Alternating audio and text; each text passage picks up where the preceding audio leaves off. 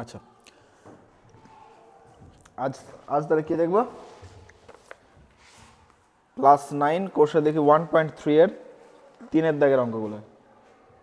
নিচের প্রতিটি সংখ্যা পি বাই কিউ আকারে প্রকাশ করি, যেখানে পি ও কিউ পূর্ণ সংখ্যা এবং Q is not equal to 0। মানে কিউ এর মান কখনো শূন্য হতে পারে না। কিউ এর মান কেন আগে শূন্য হতে পারে না, আগে আমরা সেই বিষয়টা দেখি। তাহলে আমরা এখানে যদি পি বাই কিউ হিসাবে আমরা যদি লিখি, পি বাই কিউ হিসাবে আমরা যদি লিখি, এটা একটা ভগ্নাংশ। পি বাই কিউটা আমাদের একটা ভগ্নাংশ। এবারে সেই ভগ্নাংশের উপরের অংশ কি থাকে? লব। নিচের অংশকে কি বলি? হর। তাহলে এই যে লব আর হর থাকছে, তাহলে উপরে যখন আমরা এটাকে, যখন আমরা কোনো ভগ্নাংশের এই রূপটাকে যখন আমরা কোনো সংখ্যায় লিখছি, তখন আমরা কি লিখছি? 5/4। এবারে আমরা যখন এটাকে যখন কোনো দশমিকে নিয়ে যাই, তখন আমরা কি করি? হরটাকে আমরা বসাই ভাজকে আর লবটাকে বসাই আমরা ভাজ্যে, কি তাই তো? দিয়ে আমরা ভাগ করি। এবারে এখানে আমাদের যেরকম ভাগ হয় সেরকম আমরা ভাগ করি দশমিকের, এরকম আমরা ভাগ করি। এবারে আমরা যখন ভাগ যখন করছি, তখন আমাদের এইখানে আমাদের বলা আছে যে Q is not equal to 0। হ্যাঁ, তার আগে আমাকে এইখানে একটা প্রশ্নের উত্তর দাও, এই ভাগটা করা যায়? এই ভাগটা করা যায়। আমি এক্ষুনি কি বললাম? এটা হবে ভাজক আর এটা হবে ভাজ্য। তাহলে 0 যদি ভাজ্য হয় তাহলে 0 মধ্যে, আর 1 হচ্ছে ভাজক। এইবারে ভাগটা করানো যাবে না? হ্যাঁ, 0 1 0, 0-র সাথে আমি যাই গুণ করি তার মান 0 হয়েছে। এবারে তাহলে আমার পি কিন্তু 0 হতে পারে, মানে উপরে আমার লব আমার 0 হতে পারে, কিন্তু হর আমার এখনো পর্যন্ত 1 আছে। তাহলে আমি এক কাজ করে দেখি, আমি লবকে 1 ধরি আর হরকে 0 করি। তাহলে কি হরটা বসে গেল ভাজকে আর লবটা হয়ে গেল ভাজ্য। 0 দিয়ে আমরা 1কে ভাগ করতে পারবো? 0-র সাথে আমরা যাই গুণ করবো সবই তো 0 হয়ে যাবে। মানে আমরা এখানে আমরা যদি 2 বসাই তাহলে পরেও 0, তাহলে আবার আমাদের 1 নামলো। এখানে আমি যদি 1 লাখ দিয়ে আমি যদি আমরা যদি গুণ যদি করি তাহলে পরেও সবই 0। সেই কারণের জন্য Q is not equal to 0 বলা হয়ে থাকে, যে একটা ভগ্নাংশের কখনোই নিচের অংশ কখনোই কি হবে না? 0 হবে না। 0 হলে পরে সেটা কোনো ভগ্নাংশ থাকতে পারে না, তার মান হয়ে যাবে অসীম, ইনফিনিটি। হয়েছে? এবারে এই প্রশ্নে আমাদেরকে বলা হয়েছে যে আমাদেরকে একটা রিকারিং ডিপোজিট, একটা রিকারিং, আমাদের এইখানে একটা রিকারিং আমাদেরকে বলে দেওয়া আছে, রিকারিং ডেসিমাল।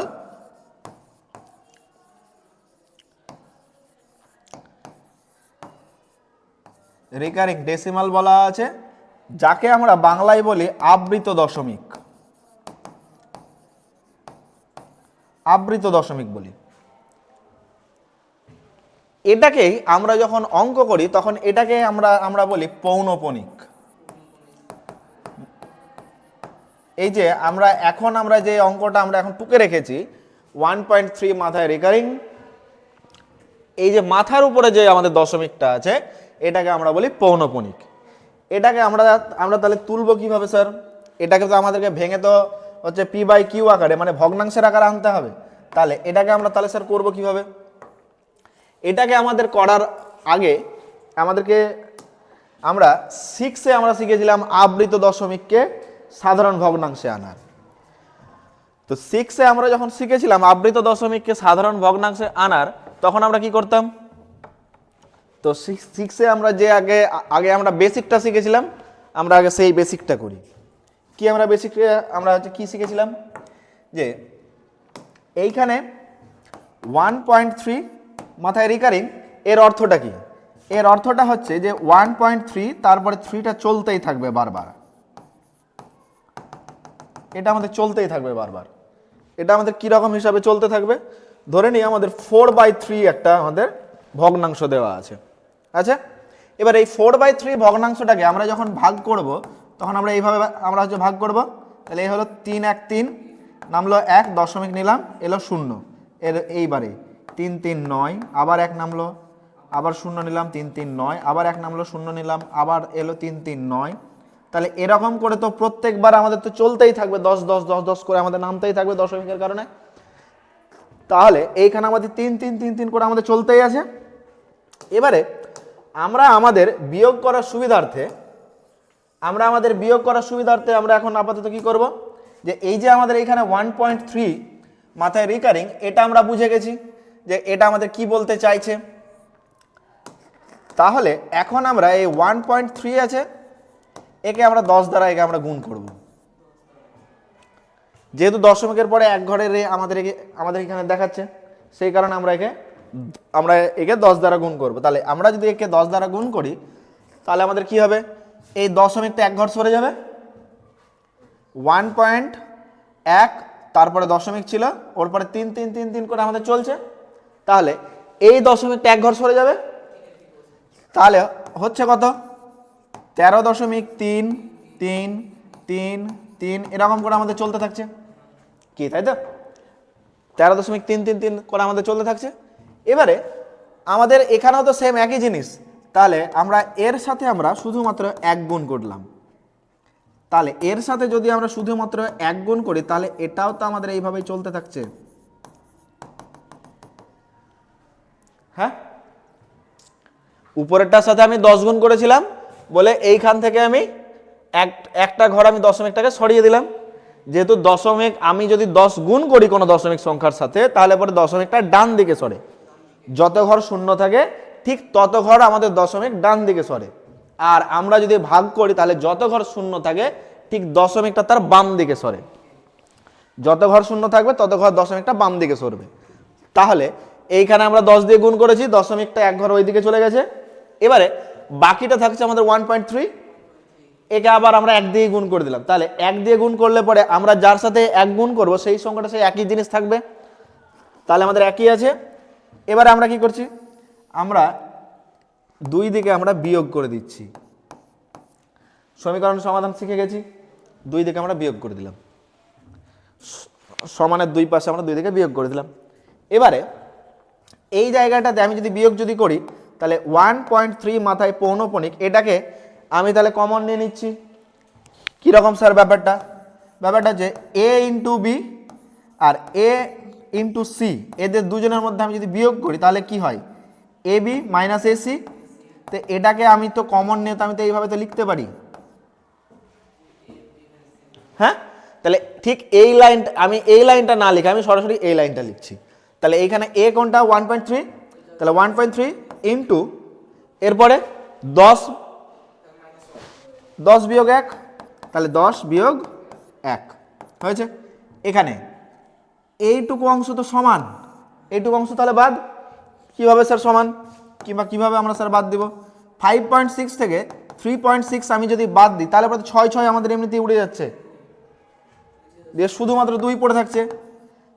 এইখান থেকে 6 থেকে 6 বিয়োগ করলে পরে 0 হয়, মোট কথা হচ্ছে 0 হয়, কিন্তু যেহেতু 0 হচ্ছে তাই আমরা বাদ দিয়ে দিচ্ছি, যে থাক আমরা লিখবো না। এখানেও তাহলে আমাদের তাই, এর থেকে এর বিয়োগ করলে পরে 0 হবে, এর থেকে এর বিয়োগ করলে পরে 0 হবে, তাই আমরা বাদ দিয়ে দিচ্ছি। তাহলে আমাদের শেষমেশ বিয়োগটা কি পড়ে থাকছে, আমাদের বিয়োগটা পড়ে থাকছে 13 থেকে 1 বাদ। তাহলে আমরা যদি 13 থেকে 1 বাদ দিই, তাহলে আমাদের কত হচ্ছে 12। হ্যাঁ, তাহলে এই হলো আমাদের 12। তাহলে আর এইখানে আমাদের কত আসছে 1.3 মাথায় পৌনঃপুনিক, 10 থেকে 1 বাদ 9, আর এইখানে হচ্ছে 12। তাহলে আমরা এখন যদি 1.3 মাথায় রিকারিং, এটাকে 9টা এই দিকে সমানের এই পাশে বাম পাশে আমাদের গুণ হয়ে আছে, আমি তাকে যদি আমি ডান পাশে নিয়ে যাই, তাহলে কি হয়ে যাবে, ভাগ। তাহলে আমাদের আগে থেকেই বাম পাশে ছিল 12, ছিলই আমাদের ডান পাশে, আর আমি বাম পাশ থেকে ডান পাশে নিয়ে যাচ্ছি 9কে, 9 হয়েছিল গুণ, তাহলে ওটা ওই পাশে ভাগ হয়ে যাবে। তো ভাগকে আমরা ভগ্নাংশের আকারে লিখি তো 9, তাহলে আরে বাবা ভাগকে তো আমরা তো মাঝে মধ্যে এইভাবে লিখি তো, এই ভাগ, এইভাবে আমরা লিখি এই লাইনটা থেকে। তাহলে সেম জিনিসটা আমরা এখানেও করলাম। তাহলে আমাদের শেষমেশ তাহলে এটা আমাদের তাহলে কি দাঁড়াচ্ছে, এই লাইনটা দাঁড়াচ্ছে। এবারে দেখবো, এটা তো আমরা তো হচ্ছে বেসিকটা শিখলাম, এবার আমরা আসি শর্টকাটে, যে আমরা এই সম্পূর্ণ ব্যাপারটা এত হিজিগিজি না করে, এত কিছু এতক্ষণ ধরে না কেটে আমরা সহজে আমরা কি করে কি করবো।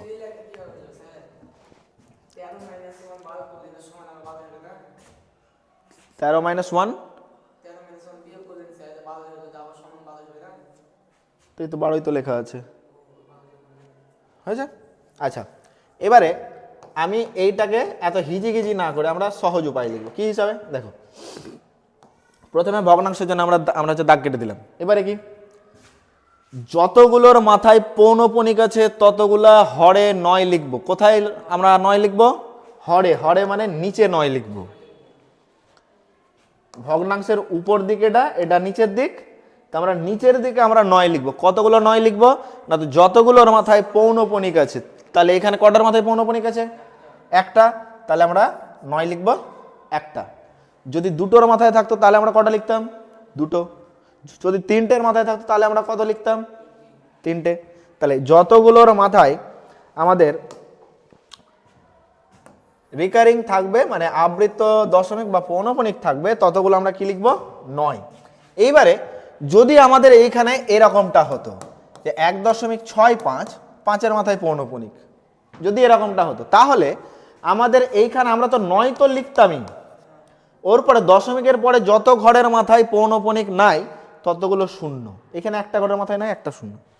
এটা আমরা পরে শিখবো, যদিও আগে আমরা যেটা শিখছি সেটা আগে আমরা শিখে নিই। তাহলে এখানে আমাদের যতগুলোর মাথায় পৌনঃপুনিক আছে আমরা ততগুলো আমরা 9 লিখলাম। উপরের সংখ্যাটা কত? দশমিক ফশমিক বাদ দিয়ে সংখ্যাটা কত? সংখ্যাটা কত? দশমিক বাদ দিয়ে সংখ্যাটা হচ্ছে 13। মাথার পৌনঃপুনিক দশমিক সবকিছু বাদ দিয়ে আমাদের সংখ্যাটা কত দাঁড়াচ্ছে? 13 থাকছে। এবারে যতগুলোর মাথায় পৌনঃপুনিক নেই ততগুলো সংখ্যা আমরা বাদ দিয়ে দিব। কতগুলোর মাথায় নেই? শুধুমাত্র 1-এর মাথায় নেই, তাহলে সেই 1টাকে আমরা বিয়োগ করে দিলাম। আমরা তাহলে কি বললাম? আমরা আরেকবার বলি, আমরা কি বললাম এইখানে আমরা বললাম যে যতগুলোর মাথায় পৌনঃপুনিক আছে ততগুলো 9। আর লবে আমরা কি লিখছি? লবে আমরা লিখছি যে আমাদের যেই সংখ্যাটা আছে দশমিক পৌনঃপুনিক ছাড়া যা সংখ্যা লেখা আছে আমরা পুরোটা আমরা লিখে দেব। এখানে আমাদের যদি এরকম থাকতো 144.957 এরকম যদি থাকতো তাহলে আমরা এটাকে এইভাবে পুরোটাই লিখে দিতাম। আমরা এইভাবেই পুরোটাই লিখে দিতাম, মানে আমাদের কাছে যা আছে, যেটা আছে, যেটুকু আছে আমরা পুরোটাই আমরা লিখে দেবো। ঠিক আছে, এবারে আমরা তাহলে বাদ দিব কোনটা? আমরা বাদ দিব যতগুলোর মাথায় পৌনঃপুনিক নেই ততগুলো আমরা বাদ দিয়ে দিব। এখানে আমাদের 1-এর মাথায় ছিল না, তাই আমরা 1 বাদ দিয়ে দিচ্ছি। তাহলে আমাদের কত দাঁড়ালো? 13 থেকে 1 বাদ 12, 9। দেখো ভালো করে দেখো, এই লাইনটা আর এই লাইনটার সাথে মিলছে কিছু? সেই আমাদের হচ্ছে 13 - 1 নিচে 9। তাহলে এটা আমাদের শর্টকাট, ওটা আমাদের বড়তে হয়েছে। এবারে আর একটা আমরা করি,